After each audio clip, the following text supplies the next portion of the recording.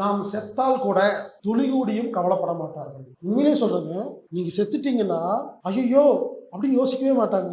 அடுத்து என்ன பண்ணலாம், நீ வேற யாரை பார்க்கலாம்னு யோசிப்பாங்க. அவங்களுக்காக நீங்க இவ்வளவு சிரமப்பட்டு வாழ்ந்து வாழ்க்கையை வேஸ்ட் பண்றீங்கன்னு கேட்பாங்க. ஒரு சில நார்சிஸ்ட் பணம் சொத்தெல்லாம் கொடுத்துருவாங்க, டார்ச்சர் பண்ணுவாங்க. ஒவ்வொருத்தரும் ஒவ்வொரு மாதிரி. அவங்க என்ன பண்றாங்கன்னா அவங்களுக்கு பிடிச்சதை செய்வாங்க.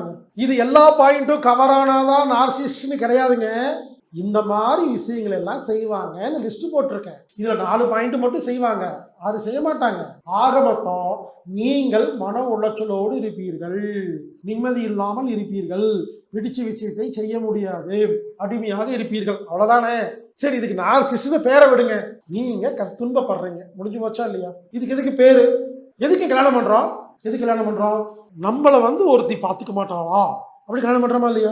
நம்மள ஒருத்தி பார்த்துக்க மாட்டாளான்னு கல்யாணம் பண்ணி அவளை பார்த்துக்கிட்டு நம்ம உட்காந்துருக்கோம். நம்மள ஒருத்தன் பார்த்துக்க வரமாட்டானான்னு ஏங்கிட்டு இருந்துட்டு அவனுக்காக பாடிட்டு இருந்தா எதுக்குங்க வாழ்க்கை? புரிஞ்சுக்கங்க.